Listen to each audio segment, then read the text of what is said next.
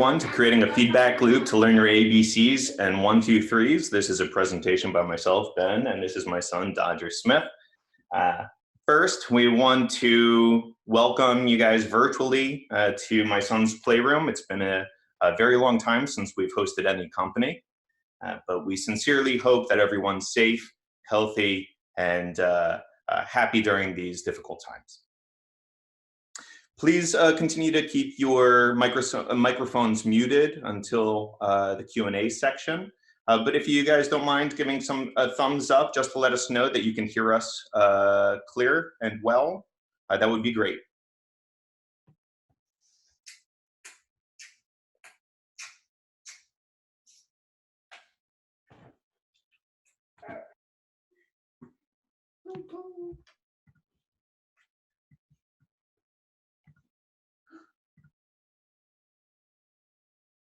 Okay, so we're going to start off with a bit of introductions. So as I've already informed you, my name is Ben. This is my son, Dodger.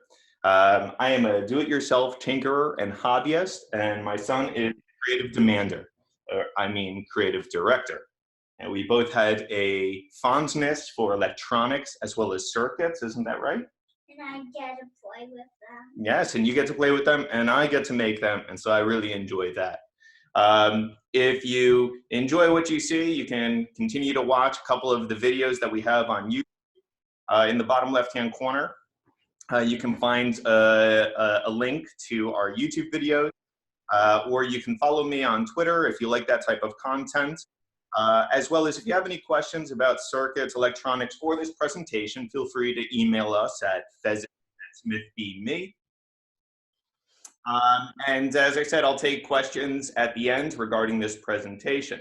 But the aim of this presentation is to demonstrate a simple project that can be used for both entertainment as well as educational purposes. We found this to be highly beneficial, so I just want to spread some awareness as to the way that we found something that works very well for us and was an enjoyable do-it-yourself project for myself and offers a lot of creativity and opportunity to be working with circuits and provide something to my son that very few people can say that they possess. So he loves showing this off, and we're looking forward to being able to share this with yourselves today. So without further ado, let's jump right into exactly what it is that we're going to be talking about. This here is our interactive wall, which has been modified over the years to go from the ABCs and the 1, 2, 3s to now something that my son enjoys having a presentation of superhero sounds. So in a way, it is a soundboard, and I'm going to ask my assistant to help present the use of the sound wall. Would you like to show them how to use your wall? Dodger? And it's your turn to show them how to use the wall.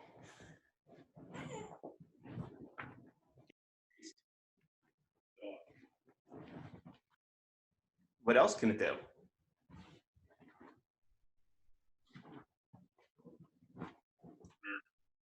No time to start getting shy here, buddy.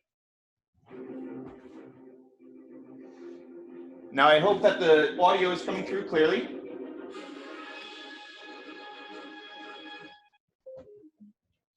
We do have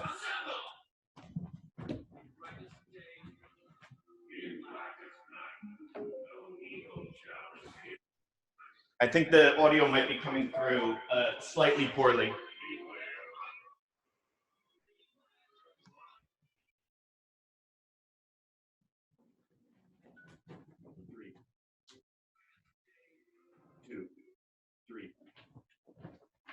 Two. Okay. 1. C. 2 more. B.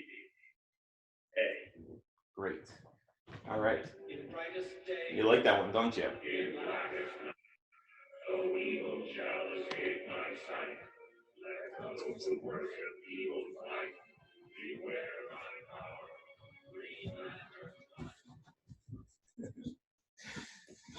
So that's basically the sound wall, and we'll cover off on some pros and cons and how to go about doing this yourself, and talk about how we got started with this. You know, my son was acting a little shy, but as you see, he is quite excited for this. He loves showing it off to friends and family as they come over. And it does provide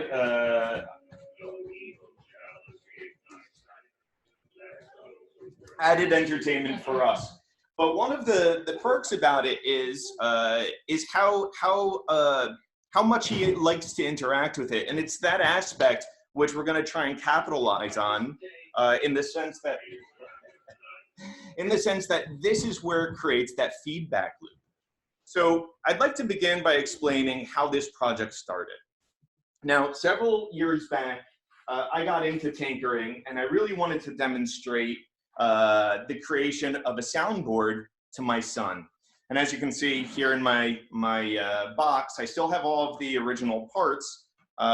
See if I can get that in a little clearer. Well, I do have a top-down picture in the presentation itself, but essentially it consists of NPN transistors, touch ICs, LEDs, and a bunch of resistors. And altogether, this project cost under $60. And it was a lot of fun, and watching my son's eyes light up when I put it in front of him. I was extremely excited to put it in front of him, and he was extremely excited to play with it. And hopefully you'll be able to see that in the next slide with a video of my son first interacting with it. But my concerns were that I'm using a lot of parts and components that are very small and probably not appropriate for a 2-year-old. But here in this next slide, and I'm going to play the video. I don't know how well it's going to come across on Zoom. I hope well. But see if you can pinpoint that exact moment that you realize that there is something here that is just being taken in such a manner that if you could bottle this, that would be a wonderful thing for educational purposes. Just touch it.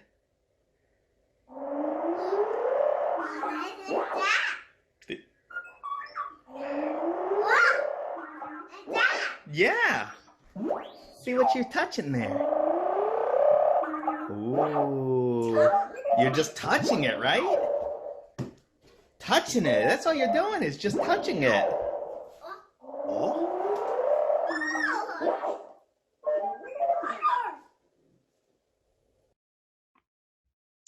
Now, when I saw him interact with that for the first time, and as you heard, he's saying a couple of words, but it's not the same sentences as a 4-year-old would be able to blurt out. So at that point in time, we were still working on his ABCs and his 1, 2, 3s. And I saw the way that he was taking to this and the way his eyes lit up, and loved pushing it in a repetitive manner because of the feedback that was providing to him. I had the idea, or an epiphany, that if I could put this on the wall and potentially change it up from time to time with the right audio sounds, that he may be able to use this to continue to develop and learn his ABCs and 1, 2, 3s. Now, I couldn't have been too far off because all of these toddler toys constantly are making sounds, but what they lack is personalization, and they will always be the same sound and content as the day that you first purchased them. So the idea here was that we can create brand new content, but I was concerned with putting this on his wall. I am not a fabricator. I don't have a 3D printer. And these are very small parts and components, which while it does exactly what I wanted it to, I was fearful that my son would find a way to put it in his mouth. So enter Bare Conductive. Bare Conductive is currently what you see on the back of the wall. By the way, I do want to say I'm not endorsed by them nor sponsored by them. I just want to be able to spread the word of a product that is a singular unit that achieves the same thing that I was doing as a DIY do-it-yourself maker. So Bare Conductive was something that I found to be the solution to what I was trying to do as my dilemma. It is only 4 parts, consisting of 4 parts. That is the speaker, that is the power cord, which is a micro USB, and it is the SD card, which allows you to swap sounds. And then Lastly, as a part, it's the board itself. The board physically exposes the interactive touch rail, which is capacitive. So it's built right in. You don't have to have any of those ICs. And out of the box, this is a plug and play unit. It is compatible with the Arduino IDE. So if any of you do program specifically with the Arduino, you can modify this. But as I said, right out of the box, the sounds are already on it. The moment that you receive it, it does say, welcome to Bear Conductive, and it walks you through in a tutorial of how to move forward with putting the right sounds on for each of the leads. But because it is Arduino compatible, you can modify the code and the behavior of the board. So you can have LEDs light up, not even just play a sound. And that's been something that I found to be very useful. But when we're talking about this being a simple project, I truly mean it is simple for novices, but it could also be as advanced as an Arduino developer wants it to be. Anyhow, the company itself is also a producer of paint, which comes in two form factors. You can have this as a very large capacitive paint or a very fine tip pen, which is about 10 milliliters. I want to say it's milliliters, and the benefit, yep, 10 milliliters. It is RoHS compliant, so it's good when you don't have to concern yourself with kids touching the wall and putting their fingers in their mouth, so it's safe in that regard. But I will talk about another competitor line, which I found to be far better for more intricate detail, and that is in these superhero ones up here right now. The paint itself I'm using on the mouse as well as the puppy. The competitor is what I'm using for these three, which is for finer, crisper lines, as well as for these ADCs 1, 2, 3s. The board, as I said, it's a very, very much a singular unit, and for all of that, it is a $90 board. And while that might sound a little bit high in cost, and clearly this is all relative, I don't want to say what is cheap or what is not cheap for anybody, but what I can say is that for the $90 price point, we've had this now for the last 3+ years, and this is our 4th wall that we've modified, so that there is a longevity to this board. It is usable time and time again, and we have continued to use it, so my son has really enjoyed it, and now it's a very nice piece in his room that showcases all of his favorite sounds, from the Transformers to all of the X-Men, as well as these Marvel and Justice League characters. So at least for the $89 price point, which is slightly different from the do-it-yourself board, fewer parts, and it does have the longevity. Now here in 2017, this was my first creation or first setup for my son, where we're helping to reinforce the 1, 2, 3s all the way up to 11. It does have 12 leads, so you can take advantage of that, and each file represents one lead. So your file names would be 001, 002, 003, etc., and it takes MP3s. Here, I used my own voice, which is something that we'll talk about when we get to the things learned, lessons learned, that I'd like to impart on yourselves, being that this is our 4th wall, so you can get up and running as promptly as you receive a board or just want to take on this project. So in 2017, you can see that I used conductive tape. We did make use of the conductive ink, and it worked out very well. When we did want to go and modify it, everything had to come off the wall. We scrubbed the wall. The paint does leave a little bit of a residue, but my son thoroughly enjoyed it. We still continue to use it to this day. Now, as I said, here on this slide, we'll do a demonstration. We did already do a demonstration. I did want to give my son the opportunity to get some energy out initially, being that this is a Zoom video, but also wanted to give you guys an example of what it is that you'll be sitting through to learn how to make one of these as well. So we'll bypass the demonstration and we'll go into the tools and the requirements for putting this together.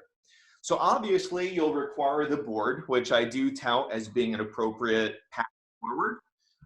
And then you're going to need some way to be able to extend these capacitive leads. So on the left-hand side, I have a variety of minimum requirements. So you have the requirement of using your electric paint, which comes in one of two forms. You can see the prices that are on the left-hand side. You get $36. This continues to last, even though the company says once you open it up, you should rid it after 1 month. But I found that if you dilute it with a little bit of water, it continues to last very well and for some time. Then there is this pen, which I really wanted this applicator to be something that you can do intricate detail with, but as you see even in the picture, it comes out thick. It has a thick viscosity, so it actually is a little bit more cumbersome to work with when you're trying to get fine detail. However, it does have benefits that it can go on different materials than this pen will, which we'll talk about in a second. My wife is an artist, and we've done some artwork with her where it's touch or interactive artwork, and that's where the paint actually excels. We've done 3D printing that we've gotten models from the local library, and we've adhered the paint to it, put it up on the wall, and it carries the conduction of the electricity very well. So that is an opportunity there, which you will not be able to get with this pen, which though does allow very intricate detail, as I said. It is by a company known as Circuit Scribe. They do have an electronic kit, which is very similar to Little Bits. It's very magnetic. The difference is instead of stringing a bunch of magnets together, you use this pen, which is a ballpoint pen that has silver on the inside. And the silver is what's conducting or allowing the conduction of electricity to flow. The pen is $5.99. You can get 10-pack, but these have done very well with the detail where the paint itself has a bit of a bleed or a smudge, and so I do like that. The tape, the foil tape, is also conductive. That costs $10. You can get that on Amazon.